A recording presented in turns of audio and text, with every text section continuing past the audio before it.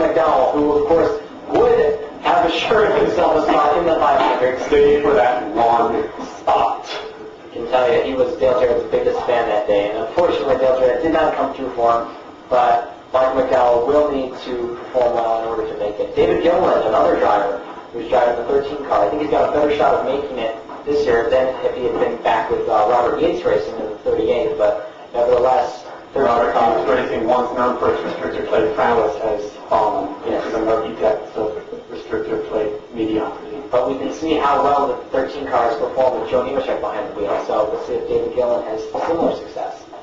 Joe Nemechek, speaking of front row Joe, will also have to make the show. He'll be driving for Robert Yates Racing in the 88 car, and to tell you the truth, I think he has one of the best chances of scoring a spot in the 500 based on his practice times.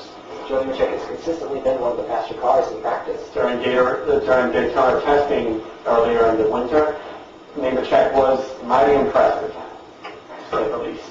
In fact, he was fastest in his segment.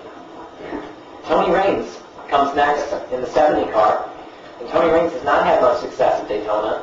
As a matter of fact, I don't even recall if he started in the Daytona race. But moving on, David Ruderman did qualify for the 500 last season, ended up with an impressive run.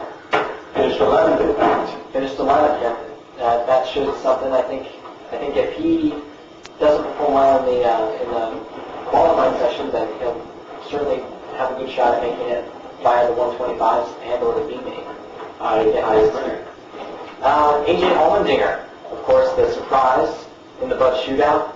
Not too sure about how well he'll do. As you know, last season at Daytona in the B main, he ended up upside down in the infield after a significant multi-flip accident. Taking that mantra, what Red Bull gives you wings to heart.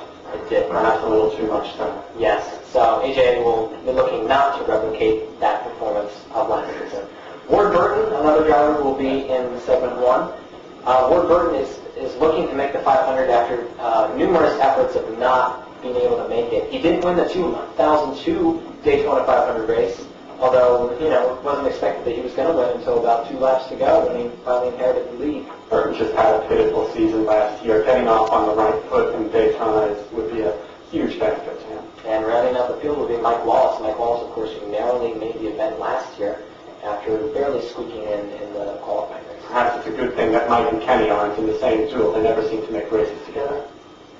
So, Steve, out of those drivers, who are your picks to perform well in this first Gatorade duel? Well, out of those drivers, my number 1 pick to make the race is Joe Nemechek. I think Joe Nemechek has an excellent chance simply because he has both the experience and the horsepower, I think, with the 88 car. 88 and the 38 have usually great success in restrictor plate races, and particularly in their qualifying efforts. As you know, last year they both sat on the front row at Daytona in 2006, the year before the GBC began.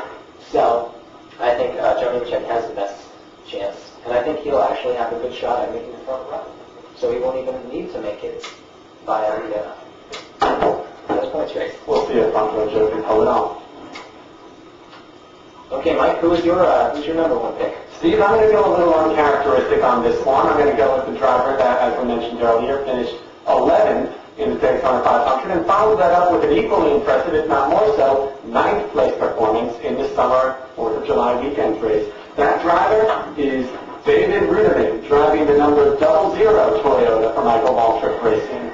I think Toyota is going to be coming back, and they've got something to prove this year. That's right. Toyota had a very disappointing season last year. Matter of fact, their first top 5 came at Bristol when Dave Blaney finished 3rd.